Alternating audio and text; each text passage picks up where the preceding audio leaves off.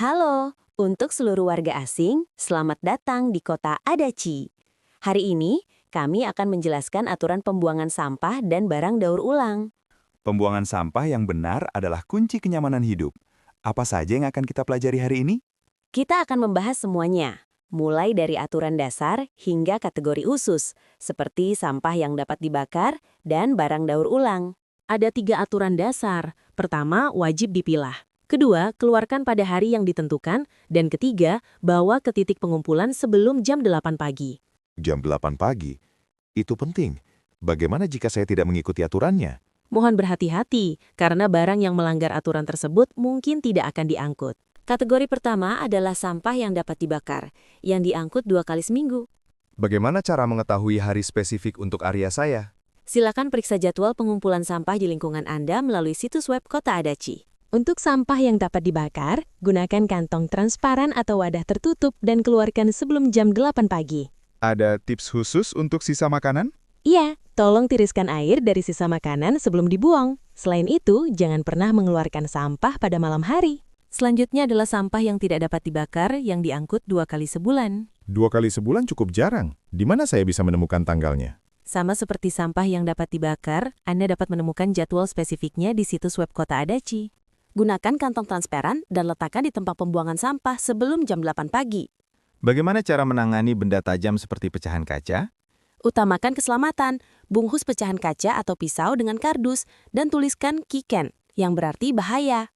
Kategori ketiga adalah barang daur ulang, termasuk kertas, botol, kaleng, dan botol PET, yang diangkut seminggu sekali. Seminggu sekali ya? Apakah jadwalnya tersedia secara online? Ya, silakan periksa situs web Kota Adachi untuk hari spesifik di area Anda. Ikat kertas dengan tali, untuk botol dan kaleng, bilas dengan air dan masukkan ke dalam wadah yang telah ditentukan. Bagaimana jika hujan? Tidak masalah, pengangkutan tetap dilakukan meski hujan. Ingat saja untuk mengeluarkannya sebelum jam 8 pagi. Plastik juga diangkut seminggu sekali. Ini termasuk wadah dan kemasan plastik kan? Tepat sekali. Periksa situs web Kota Adachi untuk mengonfirmasi hari pengumpulan di area Anda. Harap gunakan kantong transparan dan keluarkan sebelum jam 8 pagi. Apakah barang-barang tersebut harus bersih? Ya, untuk wadah makanan, harap dilas sebentar atau sekanaga apapun sebelum dibuang. Untuk sampah berukuran besar, diperlukan reservasi terlebih dahulu melalui layanan call center sampah besar. Apakah sulit untuk memesan jika saya tidak bisa berbahasa Jepang? Tidak sama sekali. Layanan telepon tersedia dalam bahasa Inggris, Mandarin, dan Korea.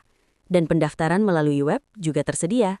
Anda dapat memilih penjemputan di rumah dengan biaya tertentu, atau membawanya sendiri ke lokasi yang ditentukan secara gratis. Membawanya sendiri itu gratis. Bagus sekali. Ya, hubungi saja 0367475100 untuk mendaftar.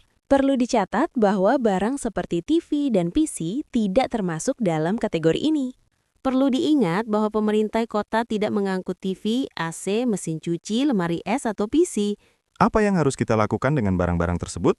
Hubungi toko tempat Anda membelinya atau pusat penerimaan daur pulang peralatan rumah tangga di 0570 087 200.